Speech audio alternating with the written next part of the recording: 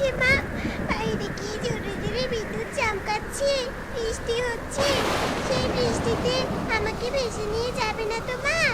উফ, বাইরে কি ঝড় বৃষ্টির শব্দে আমার কান একেবারে বন্ধ হয়ে আসছে। মা, তুমি আমার শক্ত করে ধরে থাকো মা, আমার ভীষণ ভয় করছে।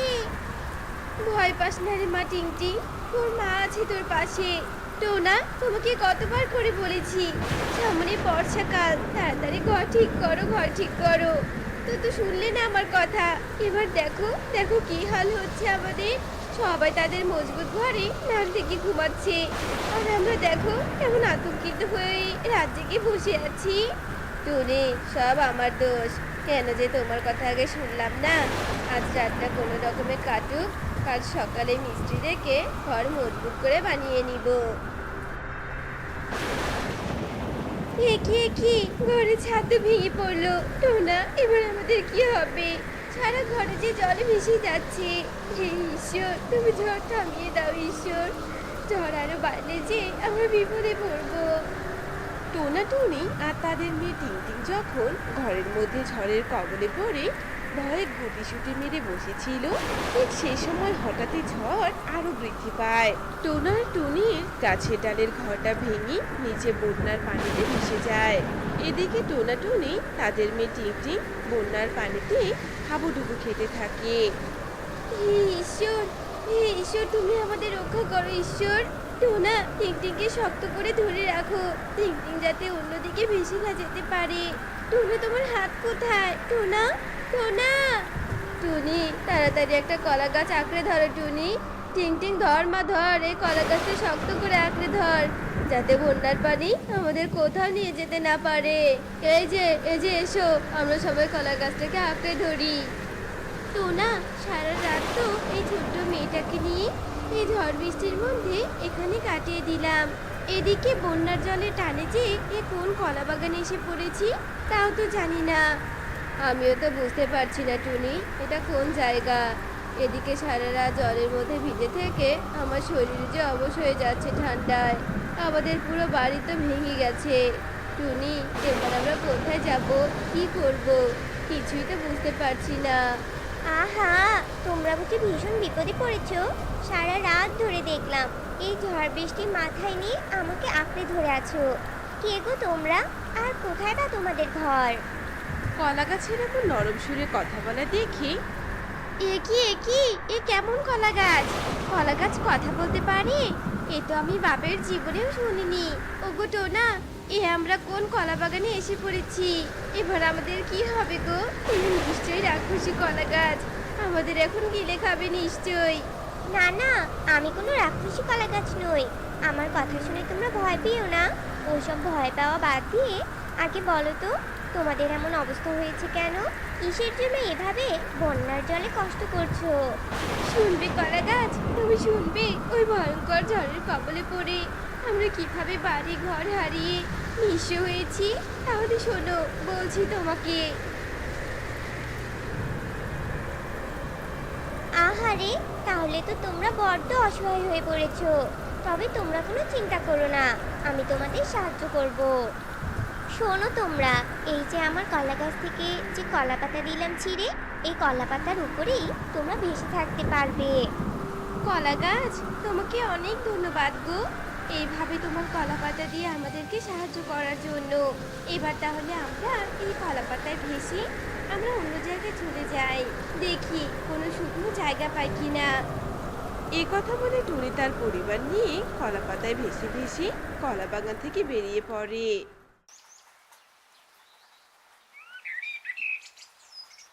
মা, ও মা, আমার খুব খিদে পেয়েছে মা, আমাকে কিছু খেতে দাও না। এভাবে কলা পাতায় ভেসে ভেসে আর কতক্ষণ থাকবো? কোথায় যাচ্ছি আমরা মা? মা গো, আমি যে আর খিদের জ্বালা কিছুতেই সহ্য করতে পারছি না। দাও না মা, আমাকে কিছু খেতে দাও।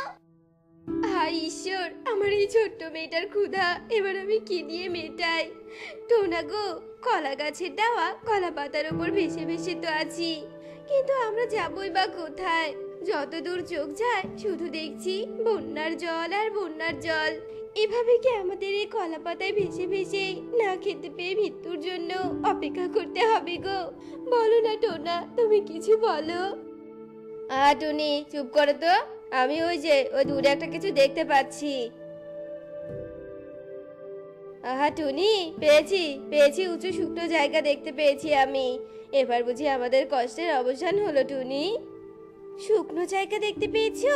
কোথায় দেখি দেখি। আরে টোনা, তাই তো। তাড়াতাড়ি টোনা, কলা পাতাকেও শুকনো জায়গায় নিয়ে যেতে হবে। আহা, কতদিন পর মাটিতে পা পড়বে। এই কথা বলে টোনা আর টুনি বন্যার জলে ভাসতে থাকা দুজনে দু টুকরো লাঠি পায়। আর সেই লাঠি নিয়ে টোনা টুনি নৌকার মতো কলা পাতাকে বইতে বইতে সেই উঁচু জায়গায় যায়। কি গো টোনা, আমরা কোন জায়গায় চলে এলাম গো? এই জায়গা দেখতে তো একদম স্বর্গের মতো সুন্দর। চারিদিকে শুধু ফুল ফলের গাছ, কোনো চিৎকার চেঁচামেচি নেই। এমন শান্তির জায়গা তো আমি আগে কখনো দেখিনি গো। কলা পাতা থেকে নেমে আগে দ্বীপের ভেতরে চলে তো দেখি কি আছে। ওই যে সামনে যে একটা আম গাছ আছে, ওই আম গাছে অনেক পাকা পাকা আম দেখতে পাচ্ছি। চলো টুনি, আগে পেট পুড়ে আম খাই। গত দুদিন থেকে আমরা কিছুই খাইনি।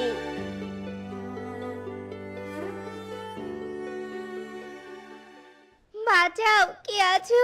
আমাকে একটু সাহায্য করো, আমার পায়ে কাটা ফুটেছে। আমি উঠে দাঁড়াতে পারছি না, কি ভীষণ যন্ত্রণা করছে।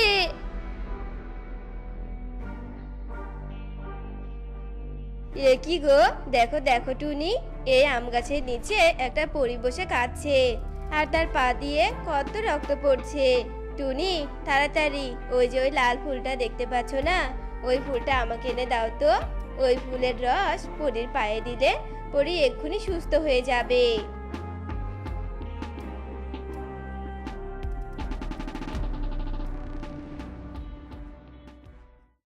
আরে বাহ, আমার পায়ে রক্ত পড়া তো একদম বন্ধ হয়ে গেছে। কে গো তোমরা? একেবারে দেবদূতের মতো এসে আমাকে বাঁচালে। এই জায়গায় তো আগে কখনো দেখিনি। আমরা এক অসহায় ভিনদেশি গো পরী, ঝড় বৃষ্টিতে নিজের ঘর বাড়ি হারিয়েছি, কলা পাতায় ভেসে ভেসে এই দ্বীপে এসে পৌঁছেছি। আমাদের কোনো পরিচয় নেই গো ফুলপরি, কোনো পরিচয় নেই। তোমাদের আর ভিনদেশি হয়ে থাকতে হবে না গো। তোমরা আমাকে অনেক বড় সাহায্য করলে, আর এই ফুলপরীকে যে সাহায্য করে তাকে আমিও সাহায্য করি। শোনো, তুমি যেহেতু ঝড়ের কারণে তোমার বাড়িঘর হারিয়েছো, সেহেতু তুমি তোমার পরিবার নিয়ে এখানেই বাড়ি বানিয়ে থাকো। এখানে তোমাদের কেউ বিরক্ত করবে না।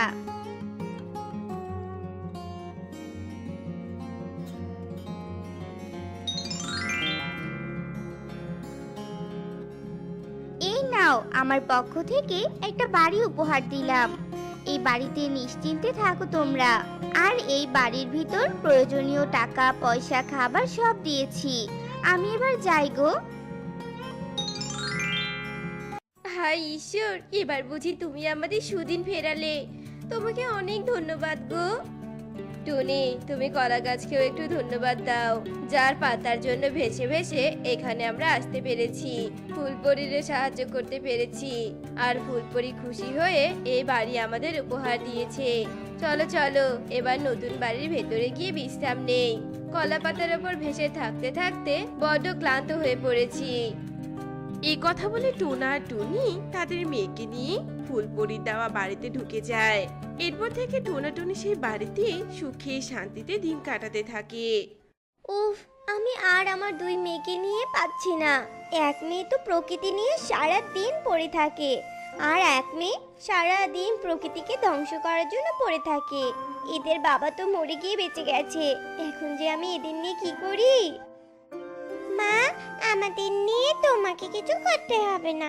তুমি শুধু তোমার নিজের শরীরের চিন্তা করো, আর টুকটুকির পড়াশোনার দিকে একটু নজর দাও।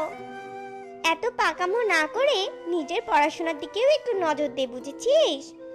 হ্যাঁ মা, খুব করে বুঝেছি।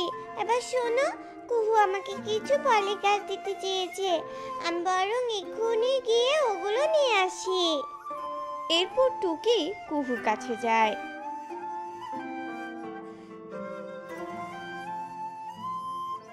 আর ফুলের চারা এনে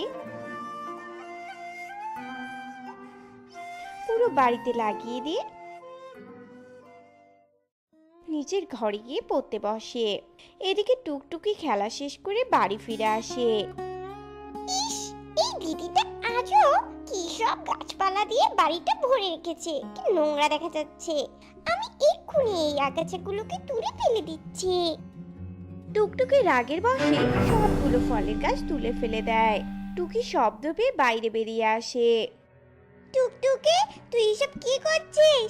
তুই জানিস না গাছপালা পরিবেশের জন্য কত উপকারী? গাছপালা যদি না থাকে তাহলে বৈশ্বিক উষ্ণতার জন্য একটা সময় বৃষ্টিপাত হওয়া বন্ধ হয়ে যাবে। আর বৃষ্টিপাত বন্ধ হয়ে গেলে পুরো পৃথিবীতে খরা দেখা দিবে। সেই খরার ফলে ফসল চাষ হবে না, তখন আমাদের না খেয়ে মরতে হবে রে। শোন দিদি, তোর এসব বাজেরা ফালতুকে নিচের কাছে রেখে দে। আমাকে দিতে আসিস না, কারণ আমি তোর মতো আনকালচার গাইয়া খেত নই। আমি একজন শিক্ষিত সুন্দরী স্মার্ট মেয়ে। ওহ, এতক্ষণ ধরে কথা বলে শুধু শুধু আমার এনার্জিগুলোই লস করলাম। শোন টুকটুকি, যেদিন তুই বুঝতে পারবি যে এগুলো তোর ভুল ধারণা, সেদিন তোর হাই হাই করে কপাল চাপকানো ছাড়া কোনো কিছু করার থাকবে না, এই আমি বলে দিলাম। তুই চাই সত্য আমার সামনে থেকে আমাকে ঘরে যেতে দে। টুকটুকি টুকিকে ধাক্কা মেরে সরিয়ে দিয়ে নিজের ঘরে চলে যায়। ছোট বোনের এমন আচরণে টুকি অনেক কষ্ট পায়, কিন্তু সেগুলোকে গায়ে না মেখে টুকি আপন মনে নিজের কাজ করতে থাকে। এভাবে দেখতে দেখতে রাত হয়ে আসে। সবাই ঘুমিয়ে পড়ে। এরপর দেখতে দেখতে সকাল হয়। মা, আমি আজ পূর্বের জঙ্গলে যাব। শুনেছি ওখানে নাকি অনেক পাখি বিপদে আছে। যদি সম্ভব হয় আমি ওদের আমাদের এই জঙ্গলে নিয়ে আসব। আমাদের এখানে তো কোনো সমস্যা নেই, তাই না? আচ্ছা ঠিক আছে রে মা, তবে সাবধানে থাকিস। টুকি তার কাজের উদ্দেশ্যে যাওয়ার জন্য বেরিয়ে পড়ে। কিছু দূর যেতেই টুকি একটা গাছের তলায় এক টুকরো মেঘকে পড়ে থেকে কাতরাতে দেখতে পায়। ও মেঘ, তোমার কি হয়েছে? তুমি এভাবে কাঁচাচ্ছ কেন? জল, আমার জল চাই। আমি শূন্যতায় মৃত হয়ে আছি। আমার কোনো শক্তি নেই, আমি আমার শক্তিকে কাজে লাগাতে পারছি না। জল, জল। দাঁড়াও দাঁড়াও, আমি এক্ষুনি তোমাকে জল খাওয়াচ্ছি। টুকি পাশের একটা পুকুরের কাছে যায় আর একটা কচু পাতা ছিঁড়ে নিয়ে তাতে জল ভরে তৃষ্ণার্ত মেঘের কাছে আসে। আর মেঘকে জল পান করাতেই মেঘের সর্বশক্তি আবার ফিরে আসে।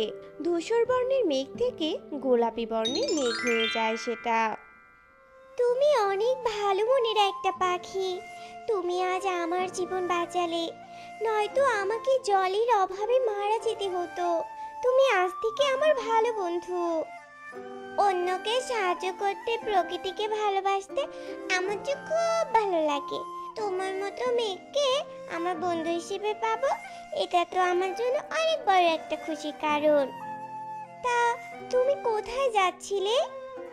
আমি কিছু পাখিকে সাহায্য করার জন্যই যাচ্ছিলাম। তুমি কি যাবে আমার সাথে?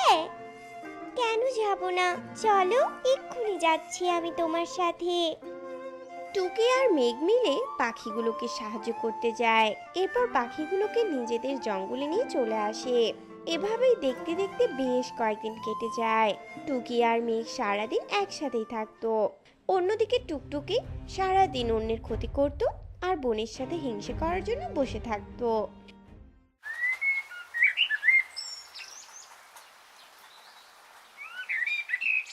একদিন সকালবেলা টুকটুকি, টুকি, আমার শরীরটা ভীষণ খারাপ রে। তোরা দুজন আমার পাশে একটু বস না। মনে হচ্ছে আজই আমার জীবনের শেষ দিন হবে। তুমি এসব কথা একদম মুখে আনবে না মা। চলো, আমি তোমাকে এক্ষুনি ডাক্তারের কাছে নিয়ে যাচ্ছি। না রে মা, না। ডাক্তার দিয়ে যে আমার আর কিছুই হবে না। টুকি, তুই তোর ছোট বোনটাকে সব সময় দেখে রাখিস। ওকে সব সময় মায়ের স্নেহ ভালোবাসা দিয়ে আগলে রাখিস মা, কখনো ওকে কষ্ট দিস না, কখনো না। ওসব নিয়ে তোমাকে আর ভাবতে হবে না মা। মা মা চলো না, তোমাকে ডাক্তারের কাছে নিয়ে যাই। টুকটুকি তার কথা শেষ করতে না করতেই টুনি তার শেষ নিঃশ্বাস ত্যাগ করে। দুই বোনই মাও মাও করে কেঁদে ওঠে। এরপর সবাই মিলে এসে টুনির লাশটা নিয়ে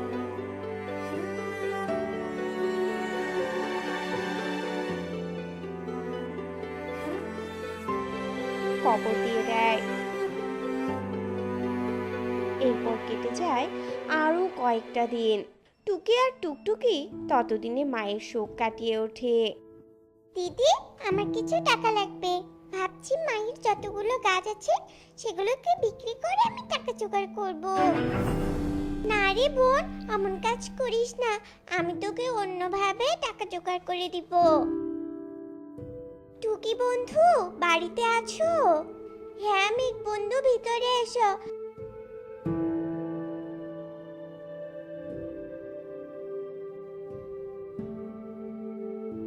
আসলে হঠাৎ করেই মা মারা গিয়েছে তো, তাই আমি আর তোমার সাথে দেখা করতে পারিনি গো।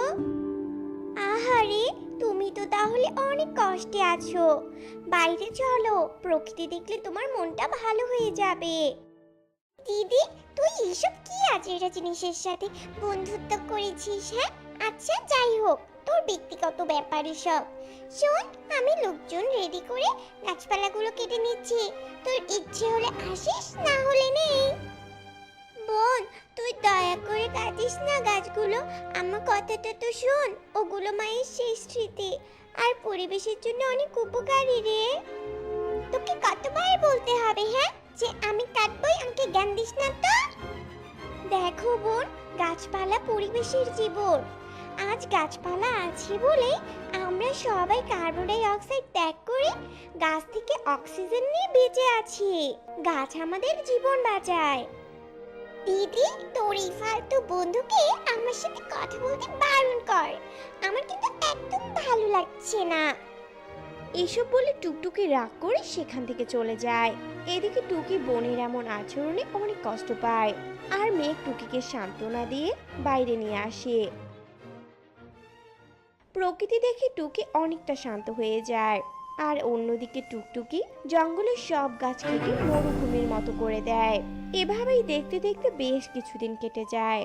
গাছপালা না থাকার কারণে বৃষ্টিপাতও বন্ধ হয়ে যায়। পুরো জঙ্গলে খরা দেখা দেয়। মাঠ ঘাট শুকনো কাঠ হয়ে যায়। পাখিরা না খেয়ে মরতে শুরু করে। মেঘ বন্ধু, তুমি কিছু একটা করো মেঘ বন্ধু, জঙ্গলের সব পাখিরা যে অনেক বিপদে আছে। শোনো টুকি বন্ধু, আমি এক্ষুনি মেঘের ভেলা পাঠিয়ে দিচ্ছি। তুমি জঙ্গলের সব পাখিদের নিয়ে মেঘের ভেলায় করে মেঘের রাজ্যে চলে এসো। ঠিক আছে মেঘ বন্ধু।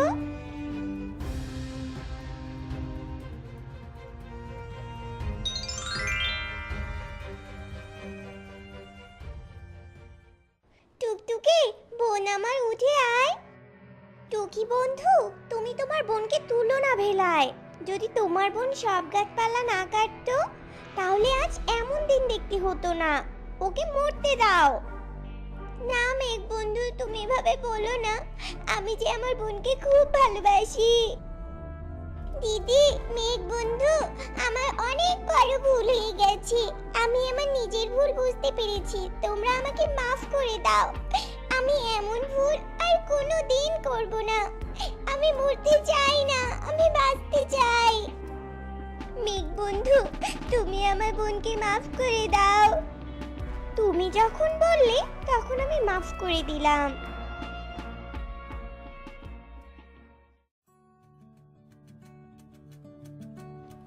এরপর টুকটুকিও মেঘের ভেলায় করে মেঘের রাজ্যে চলে আসে, আর তারা মেঘের রাজ্যে বাঁশের বাড়ি দেখতে পায়। তোমরা সবাই মেঘের রাজ্যের বাসবাড়িতে ঢুকে যাও, আর সেখানে তোমরা তোমাদের প্রয়োজনীয় খাবার দাবার সব পেয়ে যাবে। এরপর সবাই মেঘরাজ্যের বাঁশের বাড়িতে ঢুকে পড়ে, আর ভিতরে প্রয়োজনীয় সবকিছু দেখে সবাই অনেক খুশি হয়ে যায়। তোমরা সবাই আম করে নাও, পৃথিবীর মহামারী শেষ হয়ে গেলে আমরা আবার পৃথিবীতে ফিরে যাব। আর আমি গিয়ে পৃথিবীতে কিছু ফল আর গাছপালার বীজ ছিটিয়ে দিয়ে আসছি। ওসব থেকে গাছপালা হতে হতে আমরা এখানেই থাকবো। এরপর টুকি তার কথা মতোই কাজ করে।